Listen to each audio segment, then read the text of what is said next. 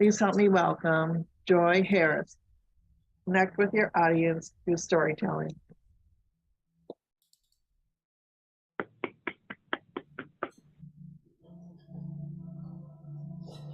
Hello, everyone.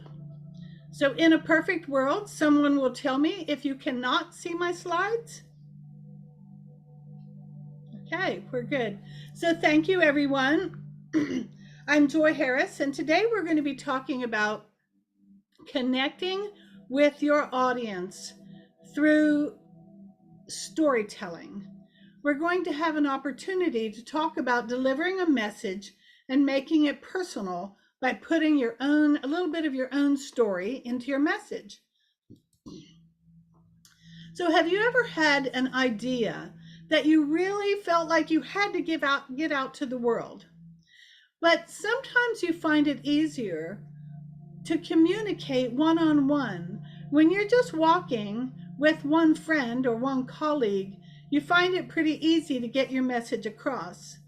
But sometimes when you're talking to a whole audience or a large group of people, you find that it is a little more difficult to communicate effectively.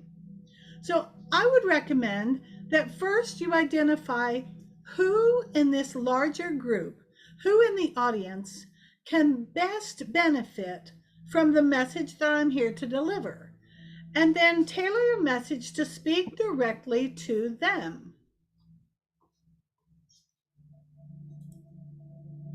So when you're thinking about a whole auditorium full of people or a large group, you have to remember that all groups are made up of individuals.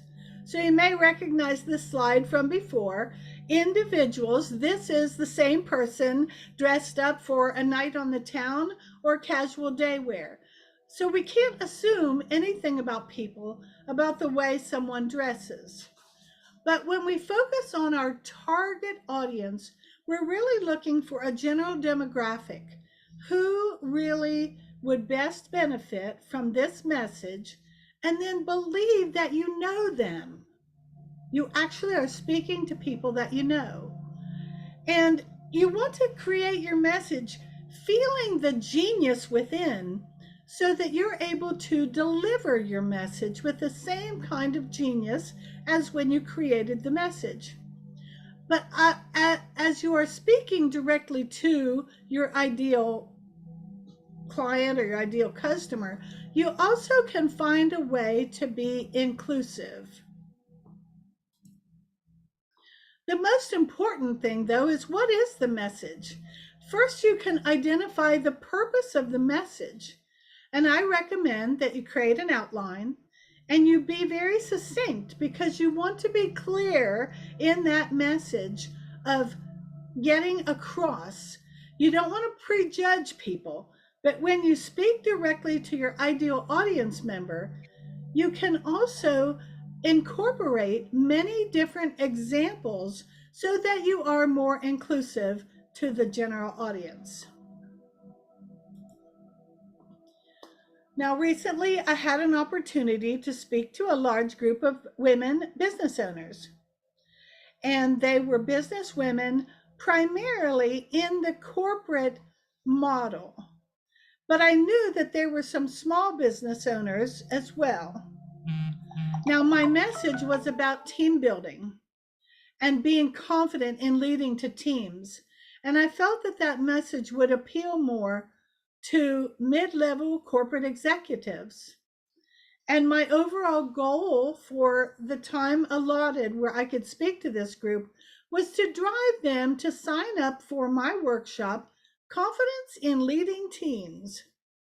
But what I did in delivering that message, which draws on my background of leading teams of a dozen to a couple of dozen to 100 people on a conference call, I used an example of a solopreneur and her virtual assistant and external vendors as an example of a small team where you can still create collaboration and the feeling of teamwork, even though it is a very small team. So my idea was to be creative and have fun.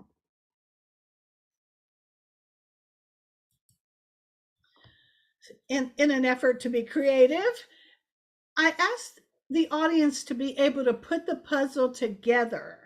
They need to really think about what I am delivering and then put it together as a result of my compelling and convincing presentation.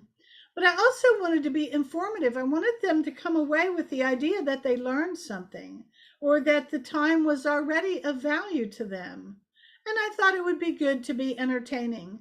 So my job, no matter what my content was to speak confidently. And it's pretty important to be authentic because people can tell if you're not authentic. But you have to realize that not everyone in the audience, even when you're speaking to your ideal audience member, not everyone will resonate with your message. They may not resonate with you or may not resonate with your message. But in fact, in the end, I was able to move certain members of the audience to action. And I did that by instilling trust in the material that I was delivering. So I'd like to leave you with just a little bit of inspiration here. As we know, it's so important for vocal variety. It's so important that people see your body language, your poise, and your position. But words matter. So in the words of Maya Angelou, she has learned that people can forget what you said, and people can forget what you did. But people will never actually forget how you made them feel. So thank you so much for listening today about communicating, with a little bit of my story thrown in on how I communicate with a large audience and also working with a small team. Thank you for listening.